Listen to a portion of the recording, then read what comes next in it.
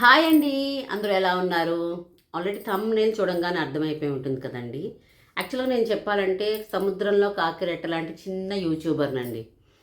జనరల్‌గా నా ఛానల్‌లో ఏంటుంటాయి వంటలు, wife and husband happiness, family functions sharing, ఏదైనా ఇంపార్టెంట్ ఇన్ఫర్మేషన్, చదువులు, ఉద్యోగాలు ఇవే ఎక్కువ షేర్ చేసుకుంటూ ఉంటాను. అలాగే నాకొచ్చిన 2 గెంతులేవో షార్ట్స్‌గా చేస్తూ ఉంటాను. సరే నా ప్రపంచం అది ప్లస్ అపార్ట్ ఫ్రమ్ దట్ నా ఫ్యామిలీ, నా జాబ్ నేను ఇది చేసుకుంటూ ఉంటాను. అండ్ దీంట్లో భాగంగా నేను లాస్ట్ వీక్ అంతా ఫ్యామిలీ అకేషన్స్ అవనివ్వండి, ఎక్కువ అవనివ్వండి కానీ నేను అసలు ఎక్కడ న్యూస్ ఛానల్స్ అన్నది నేను చూడడం అవ్వలేదు. సరే ఈ వీకెండ్ కొంచెం ఖాళీ దొరికింది కదా అని చెప్పి సాటర్డే, సండే నేను మొన్న సాటర్డే నిన్న సండే కూర్చొని న్యూస్ అంతా వింటే న్యూస్ కన్నా న్యూసెన్సే ఎక్కువ విని కలిచివేసి అంటే నేను వీకెండ్ని చాలా రిలాక్సింగ్గా చేసుకొని నా 5 డే ప్రెషర్ని తగ్గించుకొని మండేకి లాగిన్ అవుదాం అనుకునే మెంటాలిటీ నుంచి ఆ 2 రోజులు న్యూస్ విన్నది ఒక రకమైన ట్రామాలోకి వెళ్ళిపోయి భయంగా తయారైపోయానండి. లిటరల్గా చెప్పారంటే ఇందాక లేచాను 7 o'clock లేచాను ఈరోజు. ఎందుకంటే మా పాపకు కొంచెం 10 o'clock లాగిన్ కాలేజ్ అనమాట. సరే నాకు 10 o'clock కాలేజ్ కదా లేట్గానే ఉండొచ్చులే అనుకున్నాను.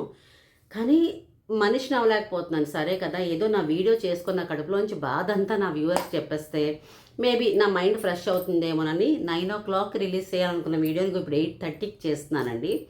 ఏంటి అని అంటే ఈ 10 డేస్లో చాలా ఇన్సిడెంట్స్ జరిగాయి. మన సొసైటీ ఇంపాక్ట్ ఎలా జరుగుతున్నది, ఒక ఒక రకమైన సొసైటీలో ఎలా బతుకుతున్నాము అన్న భయంతో నేను ఈ వీడియో చేస్తున్నాను.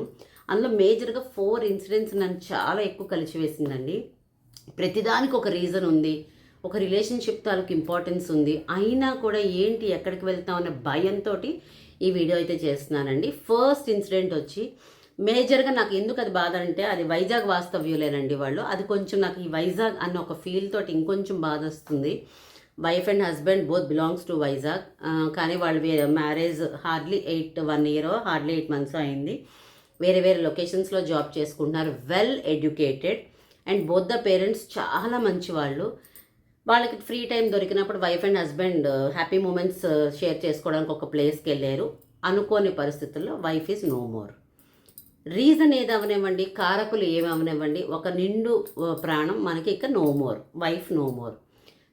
ఆశ్చర్యం ఏంటి అని అంటే వైఫ్ పేరెంట్స్ అసలు హస్బెండ్ పేరెంట్స్ని ఒక్క మాట అంటాం లేదు, దేవర్ వెరీ గుడ్ అంటున్నారు. సైమల్టేనియస్లీ హస్బెండ్ పేరెంట్స్ కూడా వైఫ్ పేరెంట్స్ని వెరీ గుడ్ పేరెంట్స్ అని అంటున్నారు. ఇంతమంది మంచి వాళ్ళ మధ్యలో హౌ కమ్ ఒక వైఫ్ అట్లాగ అయిపోయింది అంటే ఎవరి ఫాల్ట్? హస్బెండా? No no clue. ఎవరు ఏంటి అన్నది మనకి ఇంకా క్లూ లేదు. కానీ అది ఇంతమంది మంచి వాళ్ళలో ఏంటి జరిగిందా? ఎడ్యుకేటెడ్ పీపుల్ ఏం జరిగిందా? Highly qualified and some well earning people అట. కానీ మనిషి లేదు. అంటే వైఫ్ అండ్ హస్బెండ్లో ఏం జరుగుతున్నదో తెలియదు, ఒక మనిషి లేదు. సరే పోన్లే ఏవో భేదాభిప్రాయాలు వచ్చి ఉంటాయిలే అని అనుకుంటే ఇంకా రెండో ఇన్సిడెంట్ అయితే నా సామిరంగా ఇంక మరి ఫ్యూచర్లో మా పిల్లలకి పెళ్ళి చేయాలంటేనే ఇది వచ్చేస్తుందండి. లిటరల్గా చెప్పాలంటే పోనీ డబ్బు లేదా అని అంటే కాదట. కోట్లకి అధిపతి అయిన ఏకైక వారసుడికి ఒక వెల్ సెటిల్డ్ ఫ్యామిలీకి మ్యారేజ్ కుదిరితే అబౌట్ టు గెట్ మ్యారీ. కానీ కొన్ని అనివార్య కారణాల వల్ల ఆ అమ్మాయే ఈ అబ్బాయిని ఏదో చేసింది. He is no more with the help of her boy friend అని ఒక టాక్. ఏమైంది? ఇప్పుడు 3 ఫ్యామిలీస్ లాస్ అయిపోయాయి. అబ్బాయి పేరెంట్స్ నరకం చూస్తున్నారు. ఏకైక వారసుడు విత్ వెల్దీ ఫ్యామిలీ, ఒకగానొక కొడుకు. ఎంత కష్టం అండి వాళ్ళకి. పోనీ అమ్మాయి పేరెంట్స్ ఏమైనా సుఖపడిపోతున్నారా? ఆల్మోస్ట్ ఇన్వెస్టిగేషన్స్ తర్వాత ఫ్యూచర్లో ఏం జరుగుతుందో వాళ్ళు బయటకు వచ్చేస్తారా అన్నది తర్వాత. కానీ ప్రజెంట్ సిచ్యువేషన్లో అమ్మాయి తాలూకు పేరెంట్స్ కూడా మానసికంగా చాలా ప్రెషర్ ఫీల్ అవుతారు. More over some boy friend వాళ్ళ పేరెంట్స్ని కూడా, ఎందుకంటే అబ్బాయిని కూడా ఇన్వెస్టిగేషన్ చేసి అంటే 3 ఫ్యామిలీస్ గెట్టింగ్ ఇంపాక్టెడ్. ఇవన్నీ చూస్తుంటే రేపు ఉదయం పిల్లకి పెళ్లి చేయాలన్నా ముందు పేరెంట్స్గా అసలు ఎవరిని ఏం చేయాలరా దేవుడా, ఎవరికి ఇచ్చి చేయాలరా దేవుడా అన్నంత, అసలు చెయ్యకపోతే బెటర్ ఏమో, ఇంట్లో ఉంచుకుంటేనే బెటర్ ఏమో అన్న స్టేజ్కి వచ్చేసేలాగా ఈ సొసైటీ మారిపోతుంది. Come what may be the reasons. ఇలా ఉంచుకుందాము అని అనుకున్నాం అనుకోండి, ఇక మూడో ఆలోచన అయితే మరి చచ్చాను ఇంకా దేవుడా, ఏది చేస్తే ముందు నుయ్యి వెనక గొయ్యిలాగా తయారైంది. ఇంకా మూడో ఇన్సిడెంట్ అయితే ఇప్పుడు ఫస్ట్ ఇన్సిడెంట్ పోన్లే మ్యారేజ్ అయిపోయిన కపుల్కి ఏదో ఇష్యూస్ వచ్చాయి అనుకుందాము. సెకండ్ ఇన్సిడెంట్ మ్యారేజ్ అవ్వబోతున్న కపుల్కి ఏదో ఇష్యూస్ వచ్చాయి అనుకుందాం. వీళ్ళందరూ కూడా బయట వాళ్ళు, అంటే ఒక girl and boy from different families కాబట్టి ఏవో ఒక ఆలోచన భేదాలు ఉంటాయి. కానీ థర్డ్ ఇన్సిడెంట్ అయితే ఇంకా ఘోరం అండి. ఒక ఫ్యామిలీలో ఇద్దరు girls, mother and father. Girl almost 20+, between 20 to 25. Some మ్యారేజ్లో ఇట్లా నేను ఎవరినో ఇష్టపడ్డానంటే నో అని చెప్పంగానే she ran away, got married with someone else. ఎవరితోటో పెళ్లి చేసుకున్నారు. పోనీ పెళ్లి చేసుకునేదో బాగానే బతుకుతున్నారు అనుకునేటప్పటికి పేరెంట్స్కి ఏవో సమ్ బ్యాంక్ నోటీసెస్ వచ్చాయట, మీ అమ్మాయి లోన్స్ కట్టలేదు అది ఇది అని చెప్పి.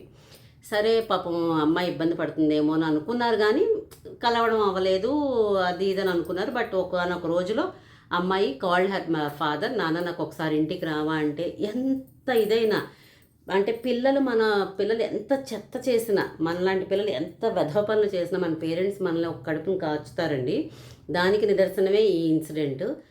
కూతురు ఫోన్ చేసి నాన్న ఒకసారి రా అనగానే కరిగిపోయిన తండ్రి వెళ్ళంగానే, తండ్రి కరిగిపోయారు కానీ కూతురికి ఎటువంటి ఎమోషన్స్ లేవు. తండ్రిని ఇంకా నేను చెప్పలేను, అయిపోయింది. పోనీ తండ్రిని ఏదో చేసేసింది కదా అని అనుకుంటే, కనికరం లేకుండా మళ్ళీ మదర్ని సిస్టర్ని కూడా పిలిచి వాళ్ళని కూడా దేవర్ ఆల్సో నో మోర్. సో ముగ్గురిని ఆ అమ్మాయి ఇంకా మీకు ఏం చేసిందో అర్థమైపోయి ఉండాలి. ఎందుకంటే కొన్ని వర్డ్స్ నేను యూజ్ చేయకూడదు. రీజన్ ఏంటనంటే, నన్ను ఒక పంజరంలా పెంచారు, నన్ను ఒక బందికానలా పెంచారు, నేను ఒక సైకో అయిపోయాను ఆ పెంపకంలో అన్నట్టు. పెంపకంలో సైకో అయిపోతే పారిపోయి ఉండొచ్చు కదా, పిలిచి అదా చేయడం.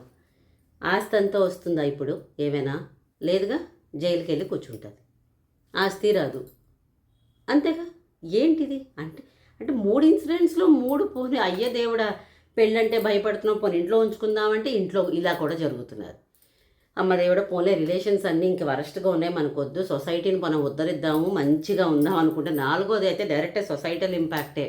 ఏం లేదు, ఎవరో ట్రైన్లో వెళ్తున్నారట, మెట్రో ట్రైన్లో వెళ్తుంటే, ట్రైన్ ఆబ్వియస్గా చాలామంది ఉంటారు కదా మెట్రో ట్రైన్లో, వర్షం పడుతూ ఉంటే డోర్ వేయమని ఒకరు, వేయొద్దని ఒకరు ఘర్షణ జరిగింది. చాలామంది ఉన్నారు అక్కడ.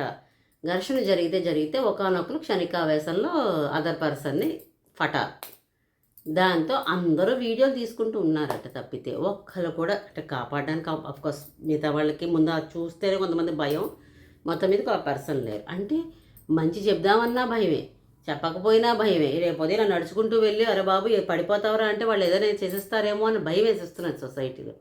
ఇలాంటి సొసైటీలో అంటే మనం ఏంటంటే జనరల్గా ఫారిన్ కంట్రీస్లో రేసిజం ఎక్కువ ఉంటుందని, గన్ కల్చర్ ఎక్కువ ఉంటుందని భయపడి మనం ఆ కంట్రీస్ పంపించట్లేదు. కానండి నిజంగా కొన్ని ప్లేసెస్లో, మెజారిటీ ఆఫ్ ద ప్లేసెస్లో ఒక ఇండియాని ఒక మంచి కంట్రీగా భావిస్తూ మన సంస్కృతిని వాళ్ళందరూ ఎంతో విధంగా పాటిస్తూని వాళ్ళు ప్రౌడ్గా ఫీల్ అవుతుంటే, మనం అలాంటివన్నీ మనం ఇన్కల్కేట్ చేసుకొని ఏం ఇన్ఫ్లుయెన్స్ అవుతున్నామో తెలియదు. బేసికల్గా చెప్పాలంటే అన్ని simple words, 70s, 80s, 90s వరకు పుట్టిన వాళ్ళందరికీ ఉన్నది ఒకే ఒక ఫ్యాక్టర్, అభిమానం, ప్రేమ, లవ్, ఇష్కు, కాదలు, ప్యారు, రిలేషన్ అవన్నీ కాకుండా భయం అనే కాన్సెప్ట్ ఆ జనరేషన్ వరకు ఉండేదండి. ఇప్పటి generation from Gen Z, alpha, beta చాలా వచ్చేసాయి కదా, వాళ్ళకి లేనిది భయం. ఈ భయం లేకపోవడం వల్ల ఇన్సిడెంట్స్ అన్నీ జరుగుతున్నాయని నా అభిప్రాయం. మేబీ ఇప్పుడు చెప్పేసుకున్నాను కాబట్టి నాకు కొంచెం నా ప్రెషర్ అయితే తగ్గుతున్నది. మీరు కనుక నాతో పాటు నిజమేనండి ఇదే భయం అన్నది లేకపోవడం వల్ల ఇలాంటి ఇన్సిడెంట్స్ జరుగుతున్నాయని ఏకీభవిస్తే కనుక కింద కమెంట్ చేయండి. నేను ఏదైనా తప్పుగా మాట్లాడితే క్షమించండి. ఈ వీడియో కనుక మీకు నచ్చితే please do like, share and subscribe to ultimate Usha. ఉంటానండి, బాయ్.